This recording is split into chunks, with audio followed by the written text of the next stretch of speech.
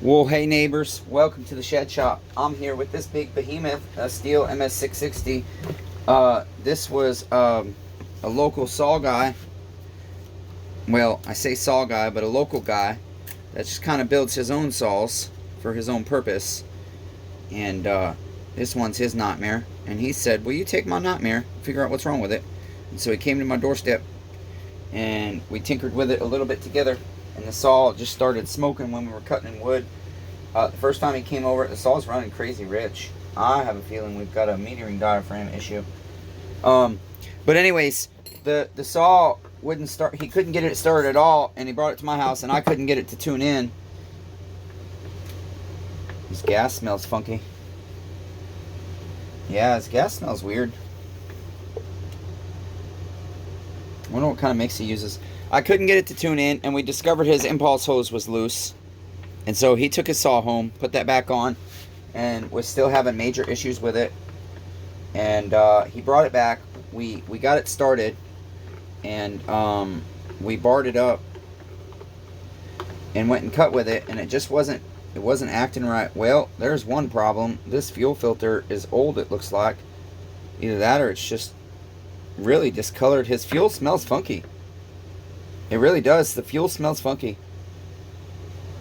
But anyways, I'm starting here because what I'm going to go ahead and do is pressure test the carburetor, and we can do that right through the fuel line right here.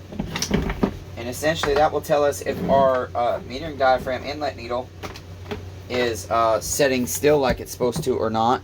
And then we'll just put some pressure to this carburetor and see if it holds. It does appear to be holding to me. So I don't see a problem with this inlet needle sitting right. But that doesn't mean it's not set correctly. I do see a teeny tiny bit of leak down, but not a ton. And that could be coming from our fitting right here too.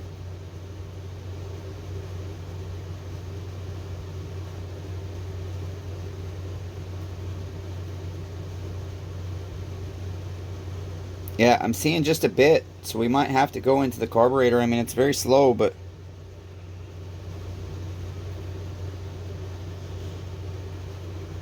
it's slow, but it's present. Okay. So essentially, I gotta ask him about this. This looks very discolored to me. But I know they made them with orange screens at one point. And his fuel just does. It really smells funky. I don't have any larger pickup body filters, I don't think. I have one left, neighbors. Look at that. That's okay.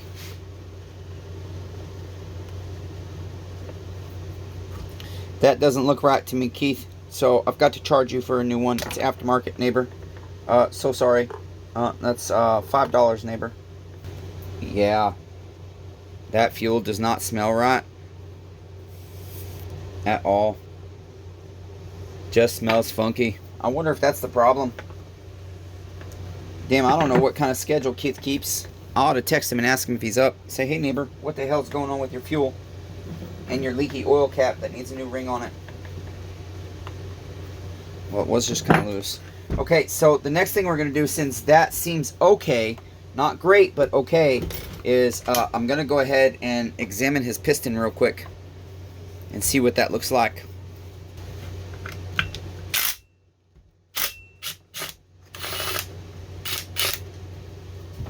Because the thing is, we're getting hella rich condition here. Wow, that was loose. What was that? Those shouldn't be that loose, damn. I don't know what's going on with our coarse thread and our fine thread there. I don't know if it's designed that way or not. You see, I beat up my workbench today over my 361 nightmare. That's what happened there.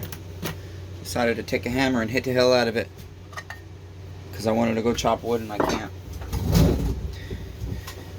because I'm disabled.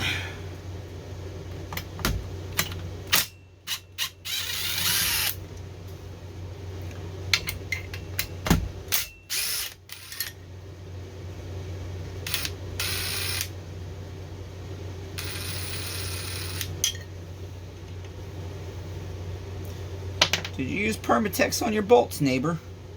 Or thread lock on your muffler bolts, neighbor Keith? That's not gonna help you.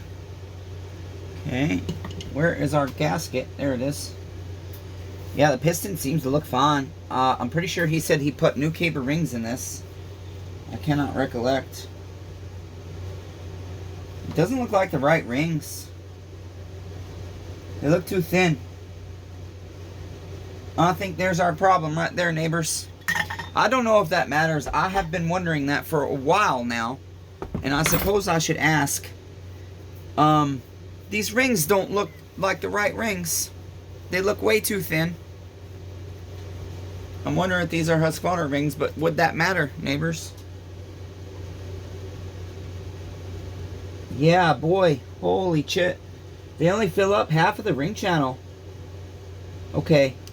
I got to ask him about his rings. I mean, I don't know. Again, you guys, I have really wondered that for a while now.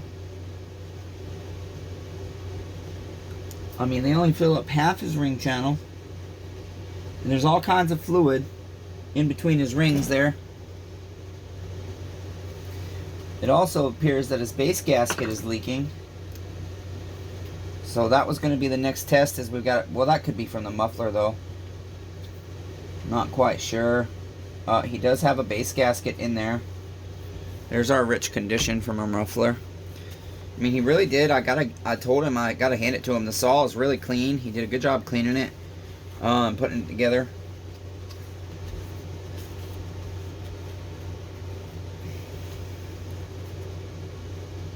Yeah, I need to ask him about these rings. And he's also got this gasket Permatex on. Neighbor Keith, what are you doing, neighbor? Hell, I'll leave that there for now, neighbor, but... yeah, the rings don't look right to me. They just don't look right.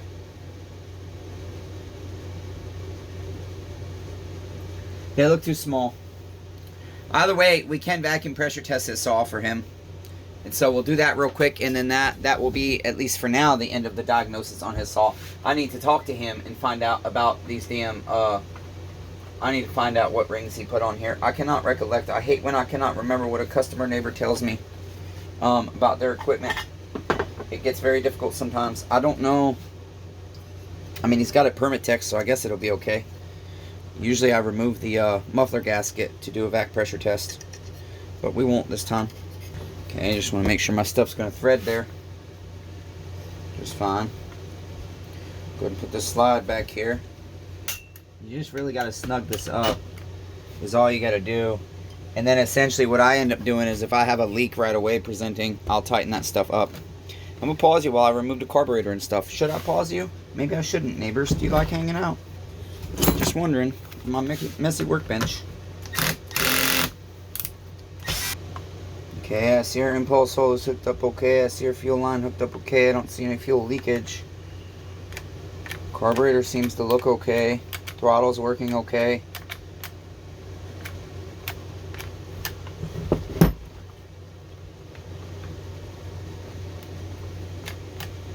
Okay, so I'll go ahead and remove our throttle lever, hold that down, and get our throttle lever out of the way. And then I'm going to go ahead and take our grommet out, if I can, neighbors. That will get our carburetor accessible more. I thought I got the throttle lever moved. Maybe not. It's doing me dirty. Doesn't want to move.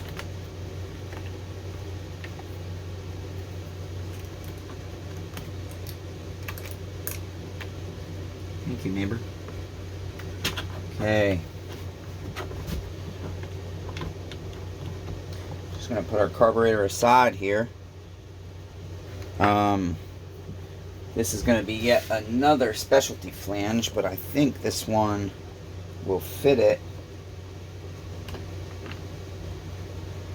I just cannot recollect. So many damn specialty flanges you got to have to do this stuff the right way. Yes, this one will fit it. Okay, so that's got to come out.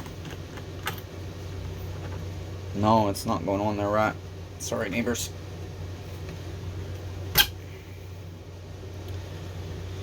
Let's see here. Wow, that's all messy back there. Goodness sakes.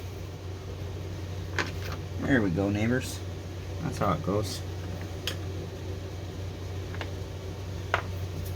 I don't do vacuum pressure tests on a lot of 660s, if you haven't noticed. I say that a lot, that I don't do a lot of stuff on a lot of stuff. Well, neighbors, maybe it's because I just got back into this stuff again. Oh, his impulse hose has started twisting.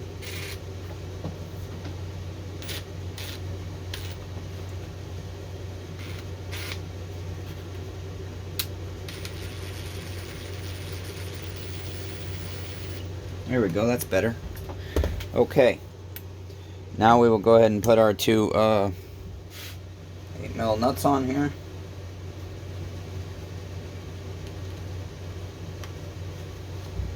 And then we'll see what we got going on with this shawl and if it has air leak or not. Oops. Too many ugga-duggas. Sorry, Greasy Shop Rag, for stealing your word. I just like it. Alright, let's see what the hell's going on, neighbors. The Case 660. Big behemoth beast. I'm disorganized. My bench is a mess again. Let's go vacuum first. I don't like the way it's pumping up.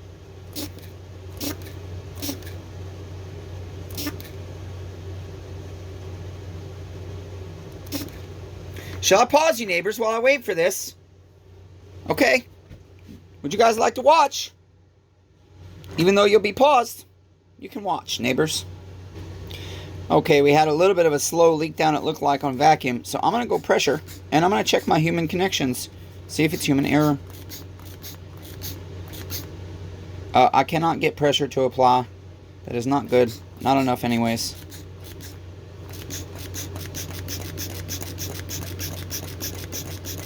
Yeah, it doesn't want to let me pump pressure up.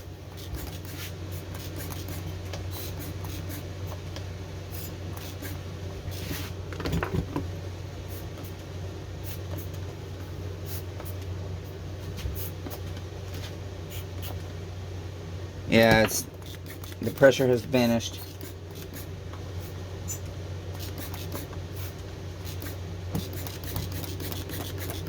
It's not letting me build up pressure. I don't know why. The vacuum held decent, but not enough.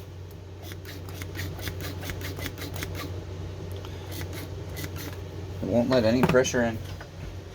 Got a major leak somewhere.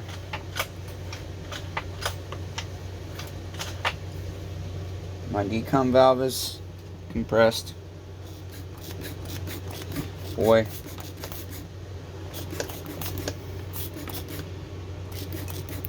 Okay, so here's the bad news. I don't see human error anywhere. But the problem is, I just cannot hardly get any pressure. It's odd. It won't go any higher, which tells me we've got a major leak somewhere.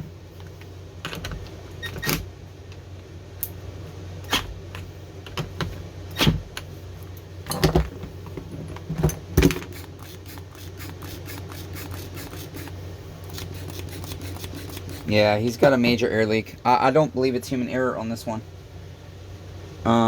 Again, problem is when you can't get pressure to hold.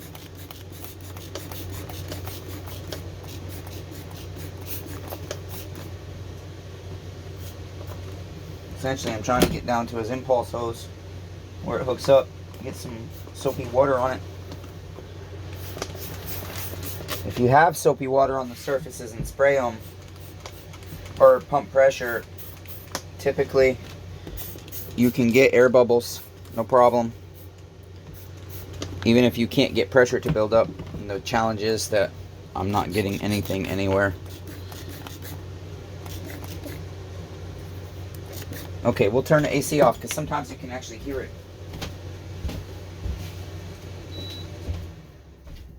And And then we can try and hear. I hear it. Yep, I hear it. 100% hear it, neighbors. Sounds like it's coming from over here. 100%. Sounds like it's coming from his, oh boy. I didn't notice he had a broken sprocket cover. Okay, I 100% hear air though.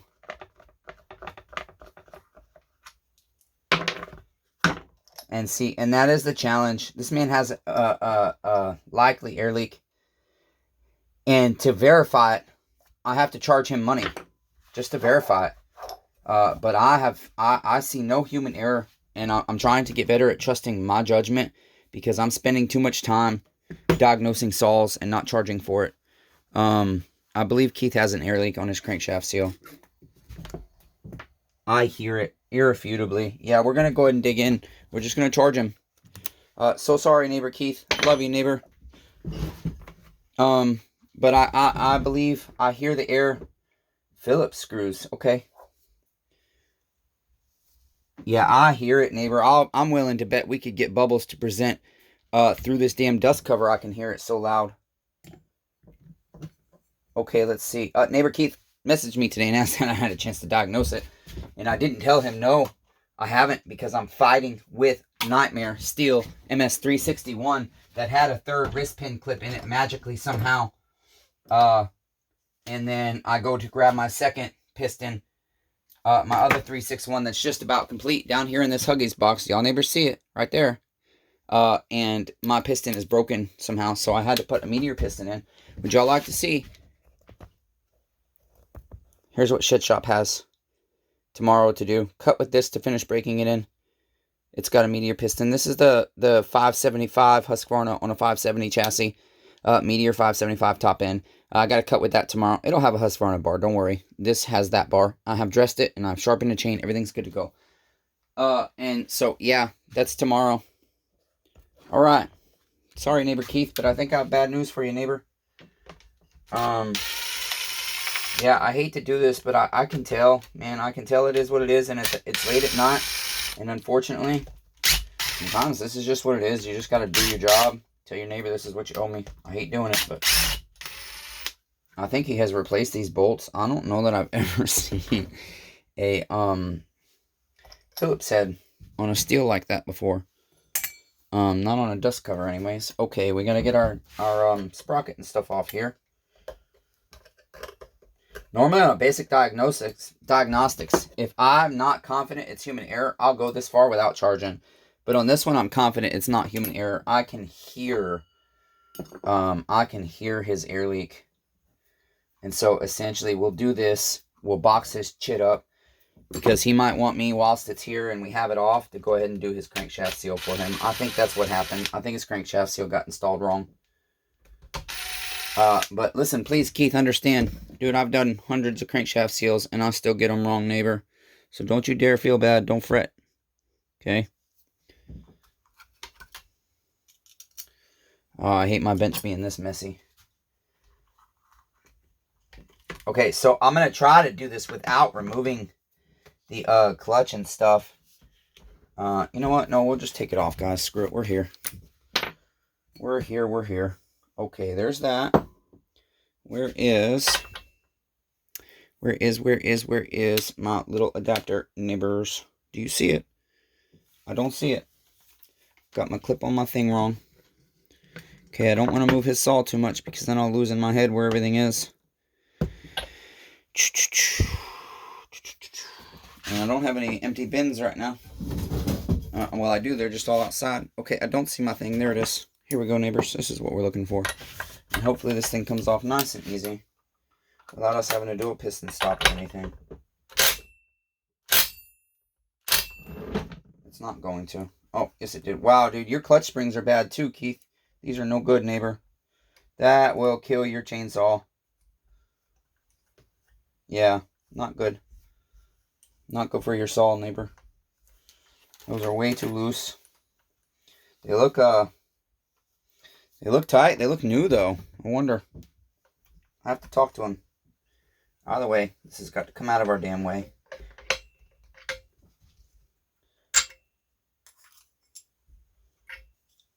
I'll bet you this is where our leak is. Shall we find out? You want to know the easy way? The easy way is to put oil and then pump. Because then you'll have bubbles form in your oil. But there's enough water here. Yep, there it is. 100%. 100%. There's his problem. Do you see, neighbors? There's my neighbor's issue. And unfortunately, it cost him $50 just to find out. But he might want me to fix it whilst I'm in here. And if that's the case, we won't charge him diagnostics plus labor. We'll melt our diagnostics into his labor. Okay, but there's your problem, neighbor Keith. Hey, dude, it's like 11:30 at night. I'm going to find out if the hell you're up. I'm going to message you. Okay? Neighbors, be kind to one another. Everyone's facing a battle. This has been the diagnostics of neighbor Keith's MS660. We have found he has a crankshaft seal leaking. That is why this saw would not idle right, does not start right, and has all kinds of problems. Okay? I love all 8 billion of you, damn it, even though I suck at it.